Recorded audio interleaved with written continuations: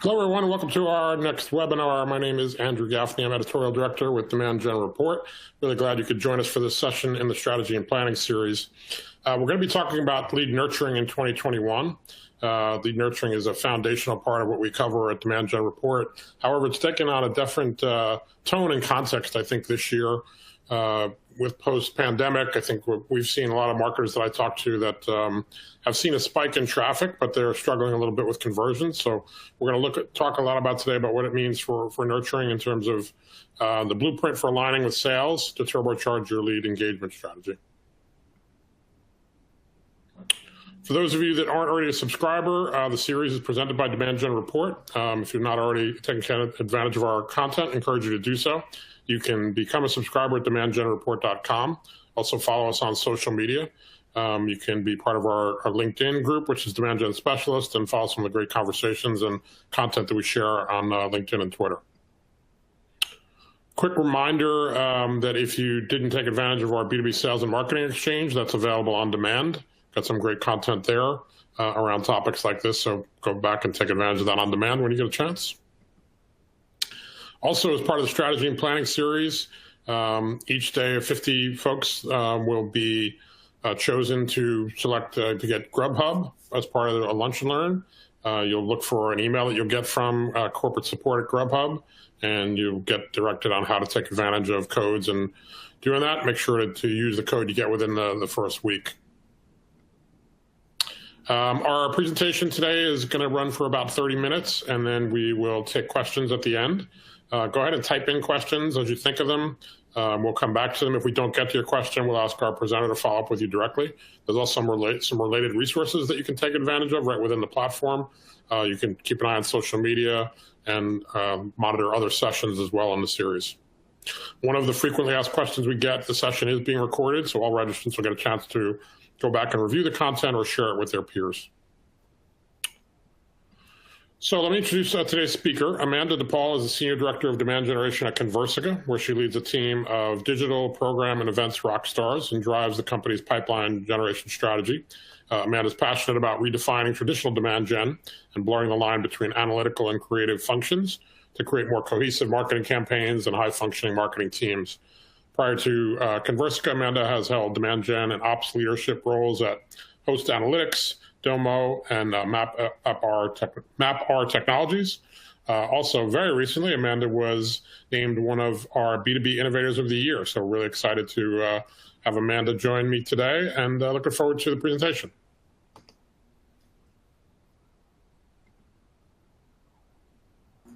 Awesome. Thank you for that delightful introduction. Thanks everybody for joining. I'm really excited to talk to you all today about how we can really take nurture to the next level as we go into 2021. As mentioned, I'm sure you're all seeing an increase in digital conversions, and you're trying to figure out how to move those through the funnel probably as we speak. So hopefully we can talk through some tips on how to actually make that happen as you roll into 2021 here. So let's get started. So what we're going to talk about today is just kind of an overview on what a typical funnel looks like. You all know, but then what happens after a lead actually gets into the database. We'll talk through some early results from our annual sales effectiveness benchmark report that Conversica conducts. We actually just finished it up. So excited to share some insights that we learned there. We'll take those insights and kind of apply them to how to switch from a traditional lead flow and nurture strategy into something that's a little bit more coordinated between marketing and sales. And then we'll actually look at some blueprints for what those lead flows could actually look like and how we've seen them look in the wild, and then some results you can expect by implementing some of these best practices. So without further ado, let's get started here. So any way you look at it, a funnel mostly looks like this. You can turn it on its head, you can put it on its side, you can flip it, whatever you want to do. There's still, a mechanism that has to be put in place in order to get leads from your marketing automation platform into Salesforce or your CRM, and in front of your sales team. So however you do it, ABM, traditional lead gen, however you're doing it, it pretty much looks like this. You generate leads at the top of the funnel, they go into your marketing automation system, which then syncs to your CRM, and then there's a bunch of mechanisms in place that you likely have in the way of nurture and lead scoring and lead management rules that get the leads that are the most qualified in front of your sales team. And then it's kind of up to your sales team to bring it over the finish line. Anything that they don't convert, they're likely passing back to you so that you can run all of your magical, amazing campaigns against them to get them qualified and back in front of sales again. It's a very closed loop process we're all very much familiar with.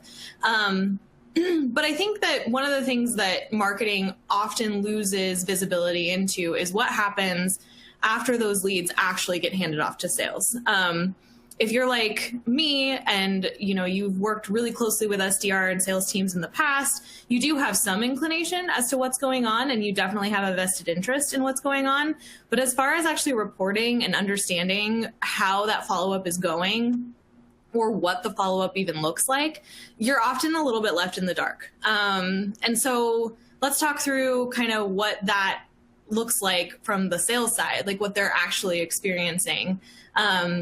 We did do our sales effectiveness study. We've done it 4 or 5 years now. And what we do is we basically commission researchers to go and kind of secret shop several companies. So this year we focused specifically on technology companies, telecommunications companies, and sports and entertainment companies. And we ended up secret shopping over 1,100 companies this year. And what we do is we basically act as though we're a customer. We fill out their demo request forms, their contact us forms, and kind of just wait to see what happens and track how we're followed up with or what that outreach actually looks like after we've completed a request for contact of some sort. And what we found was that on average, most of the SDRs and sales reps who reached out to us really only tried about 3 times before they gave up. 29% of that outreach was not personalized in any way, shape, or form. So we got a lot of form emails, a lot of things, a lot of communication that you could really spot as being like templated or automated in some way. So that was kind of a bummer. 12% of the companies did not follow up with us at all. 26% of the emails that we got ended up in our spam folders. So we actively checked those and tracked how many ended up in our spam folders. And then the kind of clincher here, I think, to me, is the average response time was 11 hours, which, I've worked closely with SDR teams in the past, and we're always striving for that kind of, under 30 minutes, under an hour, that kind of follow-up time when you're getting hot leads coming and raising their hands and saying, we want to talk to you. And so those were the kinds of offers that we engaged with, and we still saw an average of almost an entire workday before somebody actually ever got back to us. So, it's food for thought, really. It's, you can't really blame sales, I don't think. I mean, at the end of the day, they're inundated with requests, not only from the hot leads, the people who are demo requests and contact us requests, but then the people that marketing hands off to them from events and paid search campaigns and content downloads and all of those other things that we say we want you to treat as though, you were nurturing it along yourself personally. So, you can't blame them. And then on top of that, Topo does a sales development benchmark report every year. And most recently, the report showed that only 10 to 15% of what sales even reaches out to picks up the phone. So you can imagine if you put yourself in the salesperson's shoes, you're eventually maybe a little discouraged after you haven't heard back from somebody after 1 or 2 or 3 attempts at outreach. If it doesn't look like a great lead, maybe you're not trying super hard to be personalized. Maybe you don't even really want to bother with it at all. You can't fault sales in my opinion, but what you can do as a marketing person is help sales. I think so often, marketing kind of says, okay, here you go. I generated these magical, amazing leads for you. Here's the silver platter of leads. And we expect that the sales team is going to treat them with the TLC that we want them to. And at the end of the day, it just doesn't happen because salespeople are human and they want to follow up with the stuff that's going to get them the instant gratification, right? And when you're talking about 150 to 300 leads a month that they're working, that's a lot to juggle when you're talking about the 16 to 20 touches that it really does take for somebody to actually convert into a meeting, and then the touches that happen after that meeting in order to convert them into an actual opportunity. So, at the end of the day, we've got to cut sales a little bit of slack, but we also need to, step in and help. And, I think that there are some really easy ways for us to do that. And we're going to talk about them. So if marketing and sales can kind of get on the same page and say, okay, let's share the burden, right? There are some real benefits, I think, that you can realize by doing that. So one of them is, marketing. As I mentioned earlier, we kind of lose visibility into what's happening after we hand leads off to sales. We might be able to report on the conversion rates, and we might be able to sort of report on maybe like email stats and those kinds of things, but we don't really know like how those conversations are going, or what the result of those conversations were, aside from what we ask about. And so you really can't know what's going on unless you see it. And aligning on a cohesive follow-up path that marketing and sales agree upon and share provides visibility into success for both teams. So, then it's kind of like two heads are better than one a little bit when you're talking about, looking for gaps, room for improvement, things that aren't working. You can kind of share the wealth with each other when you're both paying attention to data that is aligned around a cohesive single path. So that's one perk, I guess, to stepping in and helping sales. Secondly, obviously marketing automation and marketing operations professionals have kind of the keys to the castle when it comes to making leads flow through the funnel as streamlined as possible. And so if marketing ops professionals can step in and, apply their kind of genius to how we're following up with leads, basically take that experience and take responsibility for that experience further down in the funnel, there's only good things that can kind of come of that. Marketing ops folks also usually have bigger tech budgets. We have more tools at our disposal a lot of the time that we can use to help sales prioritize and make sure that what they are following up with gets, the exact right message at the exact right time. And, so working closely with your ops team, and having sales ops kind of chime in there as well is also going to drive a more aligned and cohesive process, both for sales and marketing teams internally, but also for your customers externally. They're going to be presented really, really, delightful experience with your brand. And then lastly here, time and time again, I've seen that the buying cycle just speeds up. When you are providing more relevant content and communication at the exact right time, higher up in the funnel, without a doubt, you're going to speed up your buying cycle. I think, there are a bunch of stats floating around that I don't have in front of me, but, we know that the customer is doing a bunch of research before they even get to us, right? And so why make them do even more before you hand them off to sales when they've already probably taken themselves, 70, 80% of the way? Why not just kind of like jump in and ask? Eliminate that waiting game that we usually kind of want leads to jump through all these hoops before they're actually warm, and then we hand them off to sales, and we're just prolonging the cycle really ourselves. We're kind of shooting ourselves in the foot a little bit. So by aligning on communication and how you're communicating with leads higher up in the funnel, you're definitely going to reduce the time that it takes for something to actually turn into an opportunity and eventually close and create revenue for your business. So some really obvious benefits there, but I just wanted to highlight. And so all of this is really cool to talk about. I think that we do this a lot. We talk about, the sales and marketing relationship and how amazing and fruitful it can be if we all get on the same page and we all work together and we're one big happy family. But at the end of the day, it's really hard to get it done. It's not only hard to get it done culturally, from just like a team leadership alignment perspective, but also mechanically.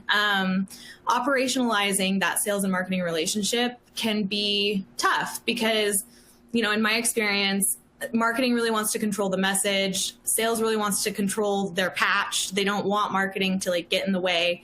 And so I think, if you can come up with a blueprint or a plan that, kind of makes everybody comfortable and again, gives everybody that visibility that they're craving, I think both teams are more willing to kind of like loosen the reins on how much they control their parts of the funnel. It becomes really, you're aligned from day one of a lead entering your database versus this very traditional, marketing takes it to here and then hands it off to sales, and then sales is supposed to take it over the finish line. So we're going to focus not on the cultural piece. I'll let you guys figure that out yourselves. Lots of resources out there for that, but we're going to focus on the operational piece. So what are the actual tools that you can use and the mechanisms you can put in place to make it really clear for marketing and sales what is going on with a lead at any given point in its cycle, and also what communication should be happening at any given point in its cycle. And in turn, that's going to help sales, alleviate the burden that we put on sales in the way of just their capacity. And so we're going to talk through some of that. So my biggest suggestion, and this is something that we've actually implemented recently at Conversica and I've done in past lives, is tiering your MQLs. So not all MQLs are created equally. And I think we all know that. You've got the different kinds of leads that come into your database. We talked earlier, I touched on, everything's digital now. Everyone's coming in from some semblance of a digital source, whether that's a virtual event, still digital, or, your website or paid search or whatever else. We're not having those in-person communication experiences anymore. And so now you kind of have to really sniff out what is somebody's intention when they're coming to your company.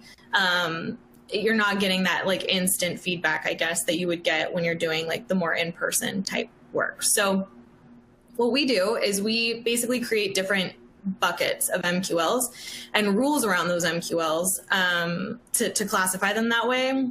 And what this does is also allows marketing and sales to understand, do I have the right criteria in place for my MQLs? Am I holding on to stuff too long? Am I handing stuff off too early? Is our bar too high? Are people actually more interested in us than we're giving ourselves credit for?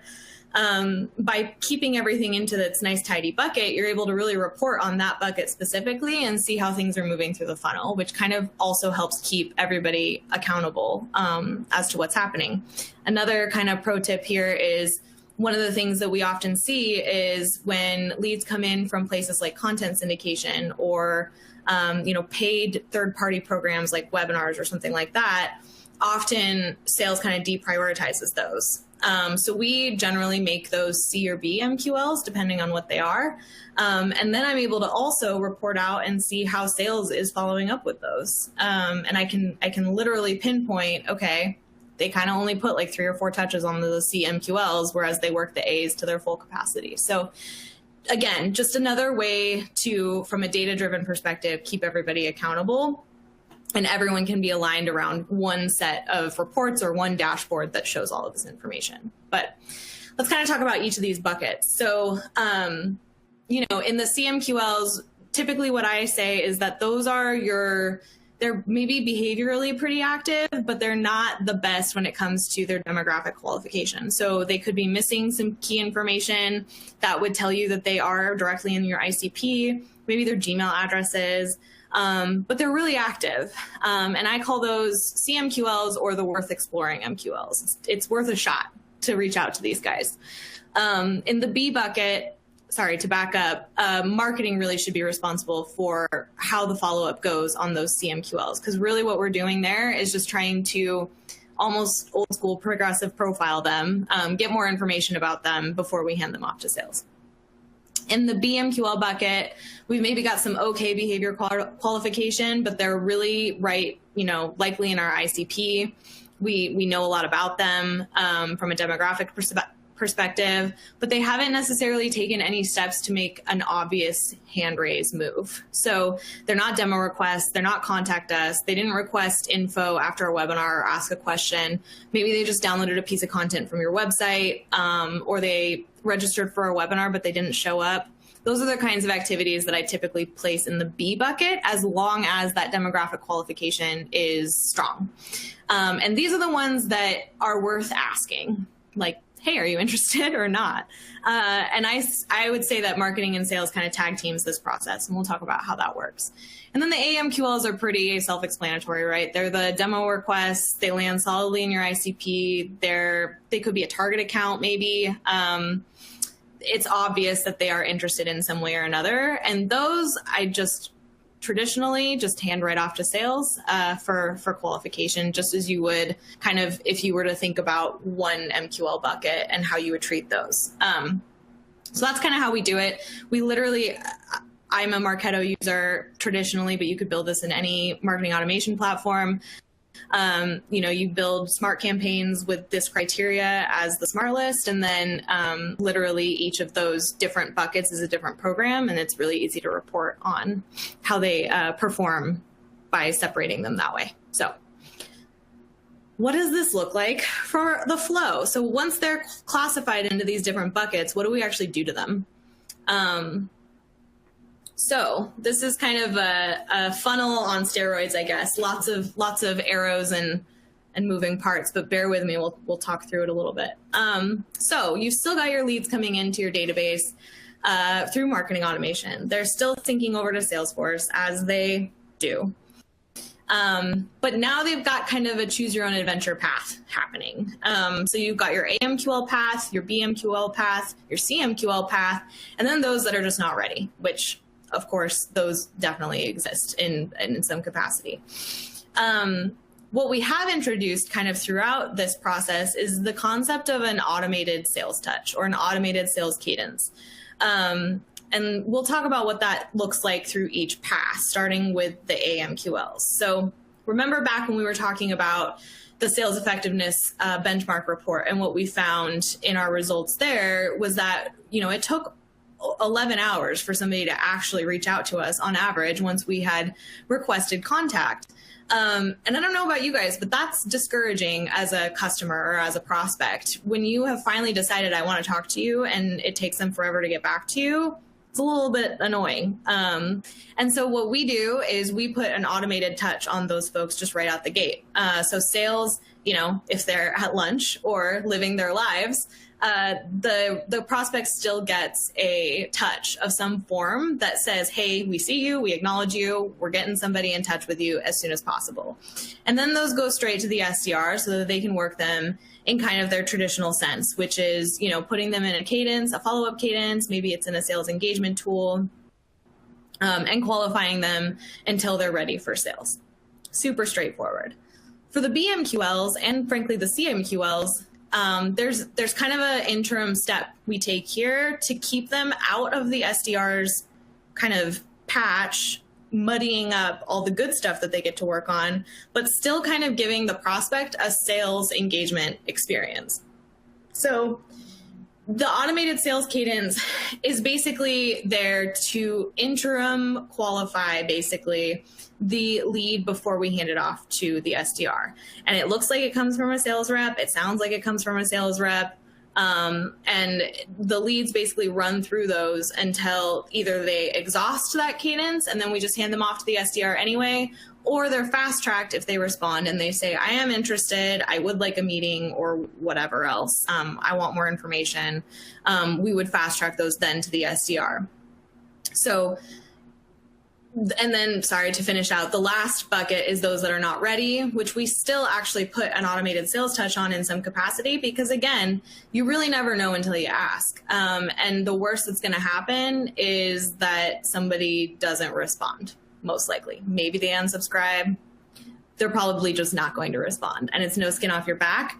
But it's always worth the ask before you then stick them into your kind of traditional Marketo nurture, and nurture them along with all of your various, retargeting campaigns and whatever else you're doing before they're ready for sales.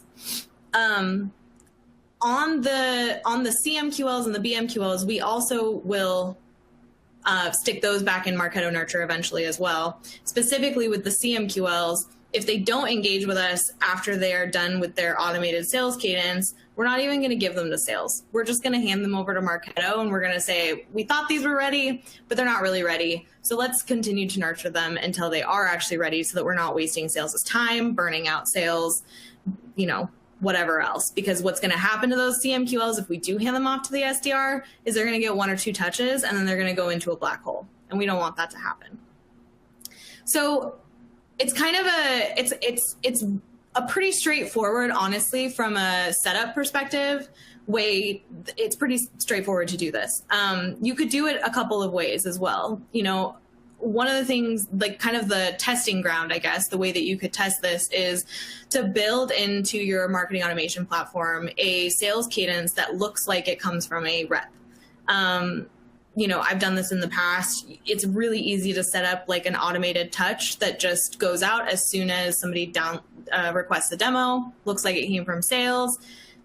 No worries, right? And then you can track all of the engagement metrics on your end super easily, and you have full visibility into what's going on there.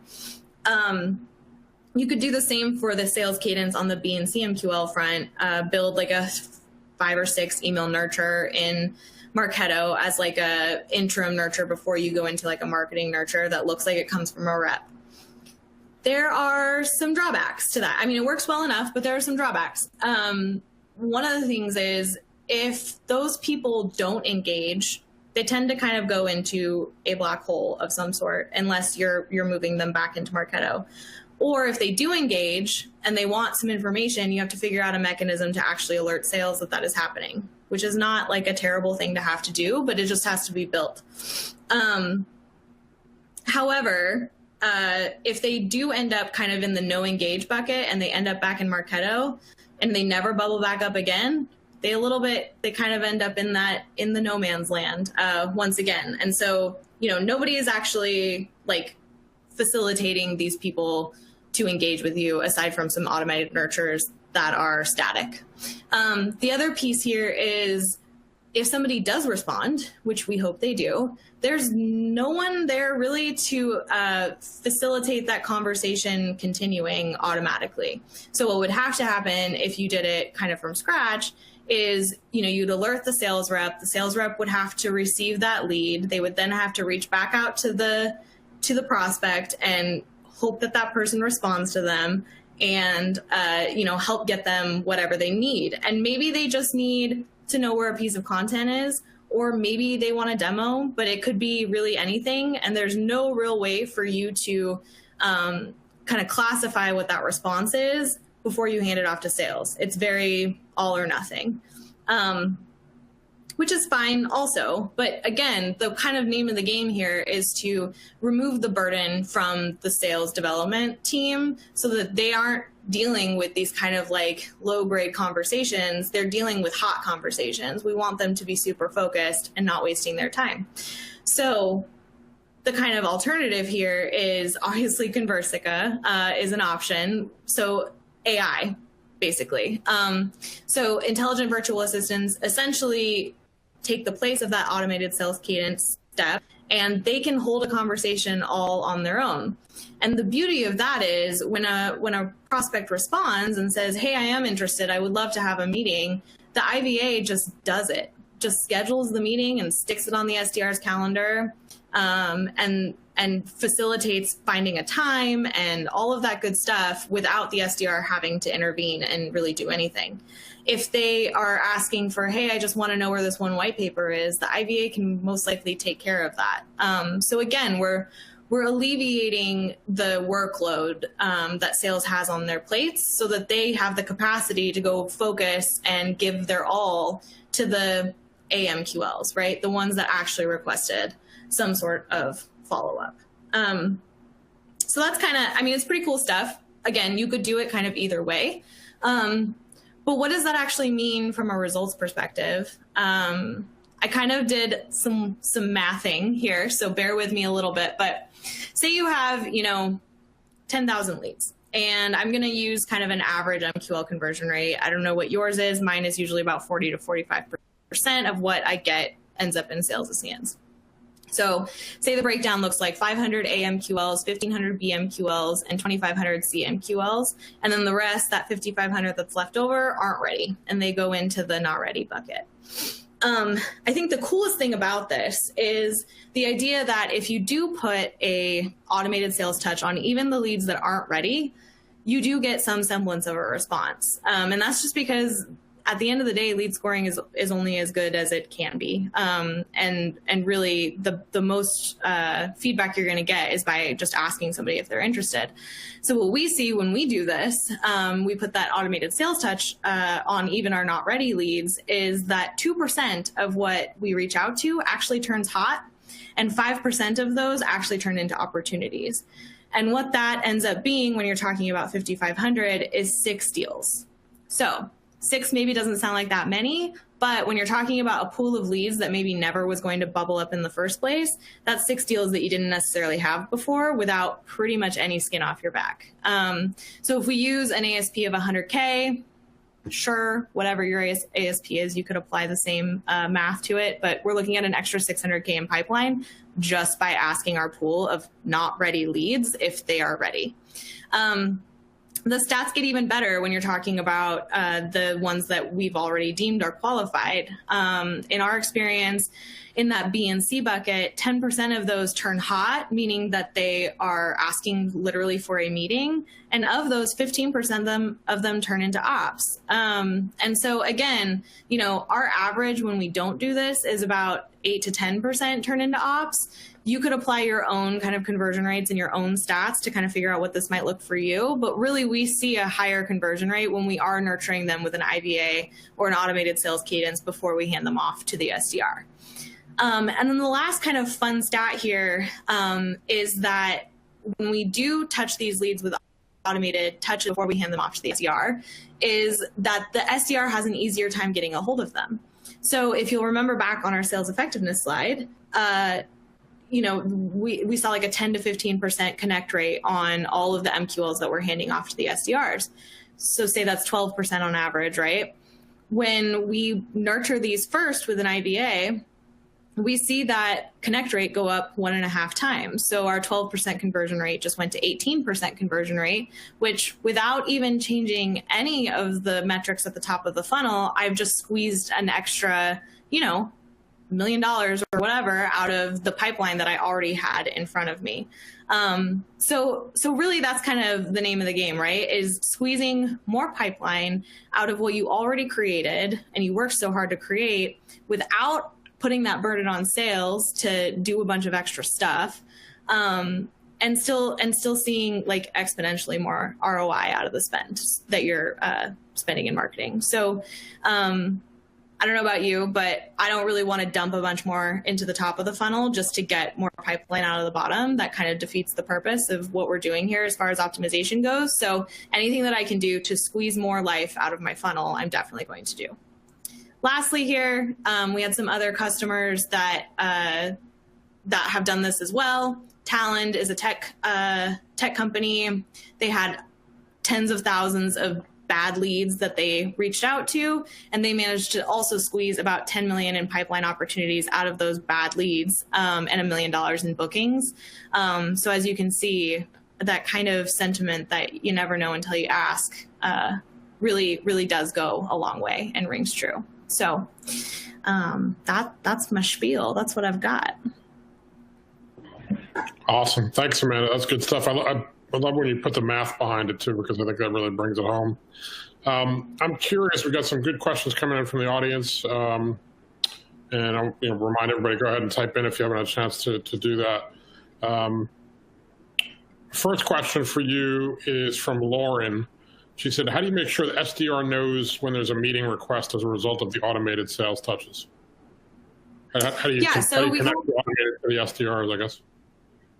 Yeah, so one way, as I kind of mentioned, if you're going to build it yourself, is to set up just alerts, right? So you could do alerts in Salesforce, you could do alerts in your marketing automation platform. But so when there is some kind of activity against that email, they would know. You can also send the email directly from the rep themselves so that when they do respond, it goes directly to that rep. But then they have to manage their inbox, right? Conversica, if you use an IVA, is going to automatically alert them just in Salesforce, which is where sales likes to live, right, on the actual lead object. And it'll say this is a hot lead via checkbox or whatever else. And then you just build a report or a lead view based on that checkbox existing as true. And then the SDR has a nice pipeline of hot leads just right in front of them every morning and in real time as it happens.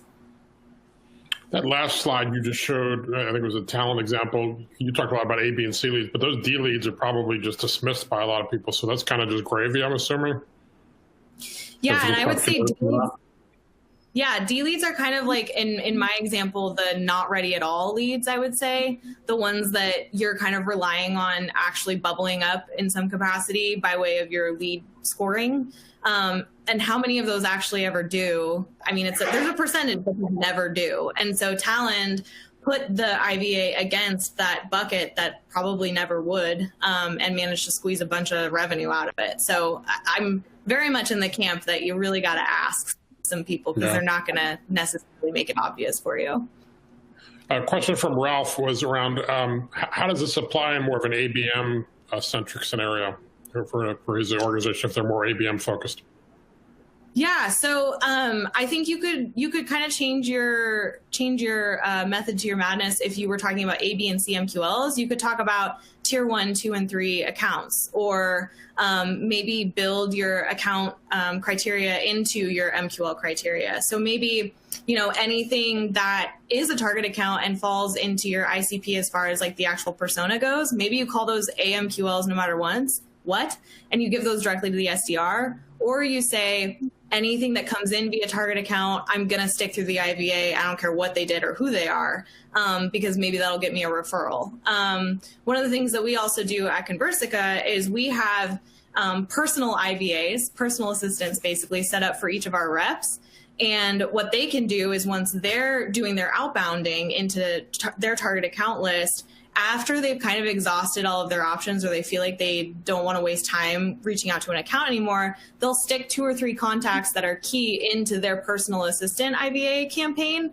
And the IVA just kind of keeps reaching out to those folks until it's done. And we have seen, I mean, it's not like a windfall of pipeline or anything like that, but we do get like a 20% engagement rate and like a 2 or 3% hot lead rate from putting folks into those campaigns after sales has kind of given up. So that's really nice because then sales literally can control it themselves and marketing really doesn't have to do anything at all. Yep. Jane said, so do I really need SDRs if I can just automate all of this follow-up? Yes. I am a big fan of SDRs. I think it's a training ground for AEs, first of all.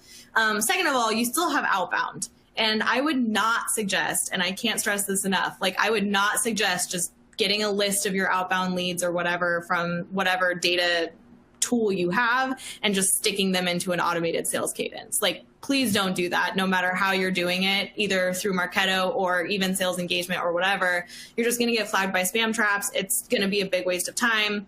So you still need SDRs to do that outbound piece. They still need to research the account, figure out who to reach out to, figure out what the message is. It still involves some human intervention, especially when you're talking about outbound. And then, on the flip side, on the other end of the IVA kind of finishing up their follow-up, if there is a meeting or something, 9 times out of 10, the AE still is going to want some sort of pre-qualification before they take on a conversation with somebody, and you need the SDRs to do that. So what we're trying to do here is just make the SDRs' lives a little bit easier so that they can just be more effective in what they're doing in their day-to-day rather than just kind of throwing spaghetti at the wall and hoping for the best.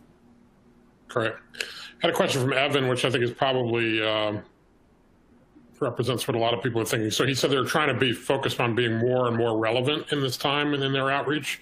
and if you've seen, can automated do that in a balance with other SDRs? Yeah, so as far as relevancy goes, I'm sure, if you have any access to any kind of intent data, we at Conversica have built paths specifically around key intent data criteria that we are interested in. So we have 3 or 4 different paths that we built the message specifically around that intent topic. And then as we field that intent data into marketing automation or Salesforce, we can put people down those paths automatically, and have that information that we're serving them in that communication path be super relevant to whatever the intent was that they're showing in our intent tools. Whether you have like an ABM tool or Bombora or whatever you're using, definitely use that data to craft whatever the message is that you're building in even your automated cadences or using an IVA. You can definitely customize the information that way. All right, awesome. We had some other questions, Amanda, that are a little more specific to how folks are interested in using Conversica. I'm going to funnel those through to you and ask you to follow up directly. But thank you so much for the awesome presentation. I thought it was really specific, really timely too, because we're hearing a lot more folks that are trying to figure the conversion piece out, but also how to make their SDR function more strategic. So I think this was awesome. Thank you very much. Awesome, thank you. All right, some quick reminders, housekeepers for our audience. The next session in the strategy and planning series is going to be on charging into 2021. 5 steps revenue teams can take now to prep for their best year ever. That'll be on November 17th at 2 p.m. So if you haven't already, add that one to your calendar. Reminder to you can go back and catch any of the sessions that you missed on demand, and also point some of them out to your peers. So thanks again to Amanda. Thanks to everybody, and hopefully we'll catch you on the next session.